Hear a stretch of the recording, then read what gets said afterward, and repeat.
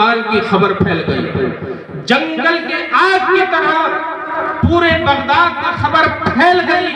اللہ اکبر، پورا بغداد آپ کے جنازے میں شریک ہونے کے لیے امٹ پڑا۔ لکھا ہے تاریخ لکھنے والوں نے کہ امام احمد بن حنبل رضی اللہ تعالیٰ عنہ کے جنازے میں 25 لاکھ مسلمانوں نے شرکت فرمائی۔ سبحان اللہ، سبحان اللہ، سبحان اللہ۔ 25 لاکھ مسلمانوں نے شرکت فرمائی، اور حضرت ملا علی قاری شرح بخاری علیہ الرحمہ نے مرقات شرح مشکات میں چاروں اماموں کا تذکرہ فرمایا ہے، اور جہاں امام احمد بن حنبل کا ذکر ہے وہاں آپ لکھتے ہیں کہ آپ کے جنازے میں 25 لاکھ مسلمانوں نے شرکت فرمائی، اور 70,000 عورتیں جس راستے سے جنازہ گزرنا تھا اس راستے پر جلوس جنازہ کو دیکھنے کے لیے کھڑی ہوئی تھی۔ اور آپ نے مشکات کے اندر، شرح مشکات کے اندر لکھا کہ آپ کے جنازے کو دیکھ کر 20,000 کافروں نے کلمہ پڑھا۔ سبحان اللہ، سبحان کتنے لوگوں نے اللہ۔ کلمہ پڑھا؟ 20,000 لوگوں نے، اور کسی عام انسان نے نہیں لکھا۔ حضرت ملا علی قاری شرح بخاری اس چیز کو لکھتے ہیں، وَأَسْلَمَ يَوْمَ وَفَاتِهِ 20,000 من الکفار۔ امام احمد بن حنبل رضی اللہ تعالیٰ عنہ کے جنازے کو دیکھ کر 20,000 کافروں نے کلمہ پڑھا۔ اللہ اکبر۔ لوگوں نے ان سے پوچھا، کلمہ پڑھنے والوں سے، کہ بھئی امام احمد بن حنبل نے تمہیں اپنی زندگی میں اسلام کی دعوت دی تھی، تمہیں اپنی زندگی کے اندر اسلام کے اصول سکھائے تھے، تمہیں دعوت دی تھی، لیکن تم نے اسلام قبول نہ کیا تھا۔ آج تم نے ان کے جنازے کو دیکھ کر کے کلمہ پڑھا ہے، ان کے جنازے میں تم نے کون سی چیز ایسی دیکھی جس کی بنیاد پر تم نے کلمہ پڑھا؟ حضرات، تو وہ 20,000 لوگ کہتے ہیں کہ جناب امام احمد بن حنبل نے ہمیں اپنی زندگی میں اسلام کی دعوت دی تھی، اسلام کا کلمہ پڑھانے کی کوشش کی تھی، اسلام کے اصول سکھانے کی کوشش کی تھی، لیکن ہم نے اسلام کی سچائی کو نہ مانا تھا، ہم نے قرآن کی سچائی کو نہ مانا تھا، لیکن آج ہم نے یہ فیصلہ کر لیا کہ جس کے جنازے میں 25 لاکھ مسلمان شریک ہو جائے وہ جھوٹا نہیں ہو سکتا، اور جب وہ جھوٹا نہیں ہو سکتا تو وہ جس قرآن کی تلاوت کرتا ہے وہ قرآن بھی جھوٹا نہیں ہو سکتا، وہ جس دین کو مانتا ہے وہ دین بھی جھوٹا نہیں ہو سکتا، وہ جس نبی کا کلمہ پڑھتا ہے وہ نبی بھی جھوٹا نہیں ہو سکتا، وہ جس رب کی عبادت کرتا ہے وہ رب بھی جھوٹا نہیں ہو سکتا ہے۔ ہم نے ان کے جنازے کو دیکھ کر یہ فیصلہ کر لیا ہے کہ اگر دنیا میں کوئی سچا مذہب ہے تو وہ مذہب اسلام ہے۔ سبحان اللہ، سبحان اللہ۔ یہ ہے امام احمد بن حنبل جن کے جنازے کو دیکھ کر اسلام زندہ، 20,000 کافروں نے کلمہ پڑھا۔ اللہ اکبر۔ 240 ہجری میں انتقال ہوا، وقت گزرتا چلا گیا، 230 سال اور گزر گئے، اور جب 230 سال گزرے تو ہجری 470 آ گئی۔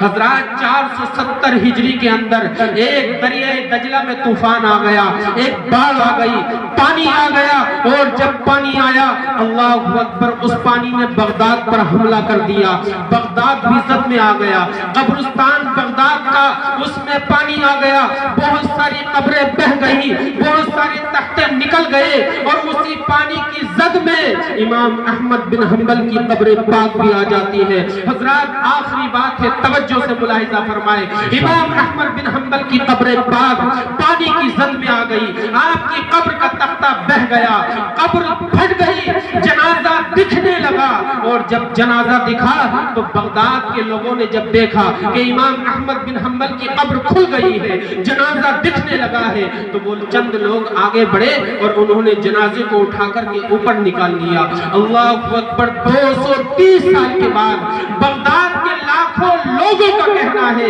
کہ امام احمد بن حنبل کا جسم تو جسم، کفن بھی سلامت تھا۔ اور جب آپ کا کفن کھولا گیا، آپ کے چہرے پاک کو دیکھا گیا، آپ کے چہرے پاک کو دیکھا گیا، حضرات تو لاکھوں لوگ کہتے ہیں کہ دیکھنے کے بعد چہرہ ایسا محسوس ہوتا تھا جیسے کہ آج ہی انتقال ہوا ہے اور آج ہی ان کو دفن کیا جائے گا، آج ہی ان کو قبر میں رکھا جائے گا، ایسا محسوس ہوتا تھا۔ امام بخاری لکھتے ہیں کہ نہ جسم کہیں سے بدلا ہے، نہ کفن کہیں سے میلا ہوا ہے، نہ جسم ذرہ برابر تغیر بھی نہیں آیا ہے۔ اللہ اکبر کبیرہ، یہ اللہ والوں کی شان ہوتی ہے کہ برسوں گزرنے کے بعد، 230 سال کے بعد بھی آپ کا بدن بھی سلامت ہے اور کفن بھی سلامت۔ سبحان اللہ۔ اسی لیے کسی نے کہا محمد کے غلاموں کا کفن میلا نہیں ہوتا۔ حضرات، ہم حضرت خواجہ بیرنگ شاہ میاں رحمت اللہ تعالیٰ علیہ کی بارگاہ میں حاضر ہیں۔ یہ بھی ایک اللہ کے برگزیدہ بندے ہیں اور ہم نے بارہا حضرت کی کرامتیں دیکھی ہیں، حضرت کے عجائبات ہم نے بارہا ملاحظہ کیے ہیں۔ باقی ایک مقتدر ولی ہے، اللہ تعالیٰ نے حضرت کے فیض و برکات سے پورے علاقے کو مالا مال کر رکھا ہے۔ حضرات، کرامتیں دیکھنی ہے، ہمارے یوسف کمال صاحب قبلہ حکیم جی سے پوچھئے، اللہ اکبر، زندی کرامت بیان کرتے ہیں اور واقعی یہاں کے علماء خوب جانتے ہیں، لوگ خوب سمجھتے ہیں۔ ہر وقت حضرت کی بارگاہ میں میلہ لگا رہتا ہے اور لوگ آتے ہیں، اپنی جھولی بھر بھر کے لے جاتے ہیں، جھولیاں بھری جاتی ہیں، یہاں دعائیں قبول ہوتی ہیں، لوگوں کی بات سنی جاتی ہے، ان کی آرزویں پوری ہوتی ہیں۔ ہم سب بھی حضرت کے دربار میں حاضر ہیں اور اللہ اس کے رسول کا ذکر کر رہے ہیں، حضرت کی بارگاہ میں دعا کرتے ہیں کہ حضرت بھی ہمارے لیے رب سے کرم کی بھیک ہمارے دامنوں میں ڈال دے۔ اگر ان کی نظر کرم ہو گئی، اگر ان کا اشارہ ہو گیا، یاد رکھو اللہ محفل کو کامیاب اور کامران بنا دے گا اور سب کی جائز تمنا پوری ہو جائے گی، سب کے بگڑے ہوئے کام بن جائیں گے، اللہ سب کی بگڑی اللہ والے ہوتے ہیں، ان سے اگر لو لگائی جائے تو سب کو مالا مال کر دے۔ اور اللہ والوں کا مرتبہ بڑا بلند ہے، یہ اللہ کی عبادت میں ہمیشہ رہتے ہیں۔ اور جو بندہ اپنے عمل صالح کی بنیاد پر، اپنے نیک کاموں کی بنیاد پر جب اپنے رب کو راضی کر لیتا ہے تو اللہ تعالیٰ لوگوں کے دلوں میں اپنے بندے کی محبت ڈال دیتا ہے۔ کس سے آپ نے کہا، آپ سے کس نے کہا کہ آپ حضرت کا عرس منائیے، حضرت کی بارگاہ میں آ کر کے فاتحہ پڑھیے، حضرت کی بارگاہ میں آ کر کے پھول چڑھائیے، شیرنی خریدیے، فاتحہ لگوائیے اور تقسیم کیجیے؟ کس نے کہا؟ کسی نے نہیں، بلکہ یہ اللہ کا انعام ہے کہ جو بندہ اپنے رب کو راضی کر لیتا ہے تو اللہ تعالیٰ لوگوں کے دلوں میں اس کی محبت پیدا فرما دیتا ہے، اس کی الفت پیدا فرما دیتا ہے۔ حضرات محترم، تو ہم دعا کرتے ہیں پروردگار ہماری اس محفل اور اس مجلس کو پروردگار عالم اپنی بارگاہ میں حضرت کے توسط سے قبول فرمائے اور جس مقصد سے بھی سجایا گیا ہے مالک و مولا قبول فرمائے اور سب کی جان میں، آل میں، روزی میں اور برکتیں وسعتیں عطا فرمائے۔ ماشاءاللہ سبحان اللہ، ہماری محفل کامیاب اور کامران ہو رہی ہے، چونکہ اسٹیج پر بڑے بڑے مقرر اور بڑے بڑے نعت خواں موجود ہیں۔ انشاءاللہ پروگرام باقاعدہ چلے گا، اگرچہ آپ کم ہیں لیکن اللہ تعالیٰ نے بہت ساری کم لوگوں کو زیادہ لوگوں پر غلبہ، اللہ تعالیٰ قابل قبول فرمائے۔ آمین بجاہ النبی سید المرسلین وما علینا الا البلاغ۔ السلام علیکم ورحمۃ اللہ تعالیٰ وبرکاتہ۔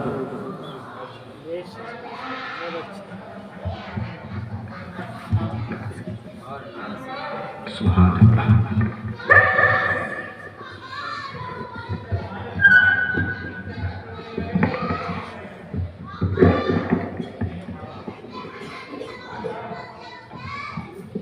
سبحان اللہ، ماشاءاللہ، بڑا ہی شاندار جاندار آپ نے خطاب سے بات کیا۔ حضرت علامہ ارشاد رضا نوری سے یہ علم دین کے تعلق سے بتانا چاہ رہے تھے کہ تخت مانگو نہ تاج و حکومت مانگو، تخت مانگو نہ تاج و حکومت مانگو، چھوٹی دنیا ہے نہ تم دنیا کی دولت مانگو۔ میں علماء کرام پیش کرتا ہوں کہ تخت مانگو نہ تاج و حکومت مانگو، جھوٹی دنیا ہے نہ تم دنیا کی دولت مانگو، صرف اللہ سے علم کی دولت مانگو، صرف اللہ سے علم کی دولت مانگو۔ علم انسان کی اوقات بڑھا دیتا ہے، علم انسان کی اوقات بڑھا دیتا ہے، علم ساری ہوئی تقدیر کو جگا دیتا ہے، دیتا ہے، علم سوئی ہوئی تقریر کو جگہ دیتا ہے، اور علم وہ شے ہے جس کی کئی ہار نہیں، علم کو کاٹنے والی کوئی تلوار نہیں، علم کو کاٹنے والی کوئی تلوار نہیں۔ لیجئے حضرات آپ کی سماعتوں کے حوالے ایک بہترین نعت نبی صلی اللہ علیہ وسلم آپ سننے کے لیے تیار ہو جائیے۔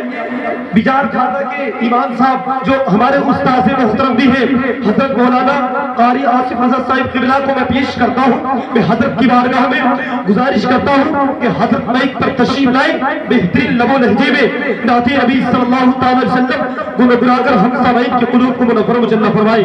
حضرت کی آمد ہے، دونوں ہاتھوں کو اٹھائیے اور زندگی کا ثبوت دیجیے، محبت سے بولیے نعرہ تکبیر، اللہ اکبر۔